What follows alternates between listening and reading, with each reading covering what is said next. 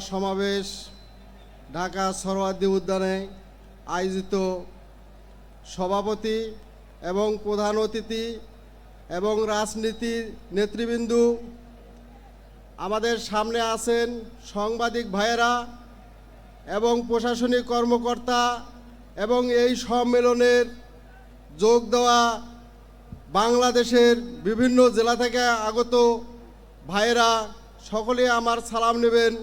আসসালামু আলাইকুম। আমি আজকে এই সমাবেশে উপস্থিত হয়েছি শুধু একটি দাবি নিয়ে। সেটা 16ই জুলাই যখন শহীদ আবু সাঈদ দুই হাত প্রসারিত করে পুলিশের সামনে যে জীবন দিয়েছিল, যে কারণে সে কারণের বাস্তবতা কি আমরা আজকে পেয়েছি নাকি? যদি সেই শহীদ ভাইয়ের তার বাস্তবতা যদি আমরা না পাই, তাহলে আমরা এই বাস্তবতা আমরা ফিরিয়ে চাই। আর না হলে আমাদের এই শহীদ ভাইদেরকে আমরা ফিরিয়ে চাই, যে শহীদ ভাইয়ের রক্তের বিনিময় এই বাংলাদেশ জুলাই গণ অভ্যুত্থান 24-এ যে শহীদ হয়েছে, এই শহীদের রক্তের বিনিময় এই বাংলাদেশ আজকে যে আমরা এই সমাবেশে একত্রিত হয়েছি, গত 17 বছর এই ফ্যাসিবাদ সরকারের আমলে আমরা কি এরকম সমাবেশ করতে পারছি কিনা?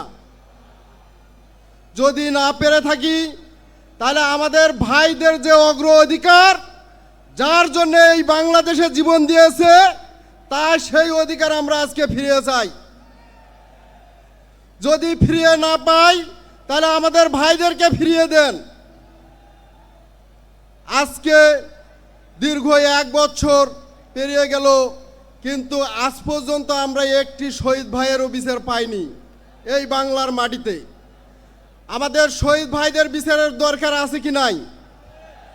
আমি মনে করি নির্বাচনের আগে আমাদের এই শহীদ ভাইদের বিচারের আগে প্রয়োজন। বাংলাদেশে আনাচে কানাচে যে ফ্যাসিবাদ সরকারের দোসরেরা জায়গায় জায়গায় গাঁট্টিমারি আছে, তারা পায়তারা চালাচ্ছে।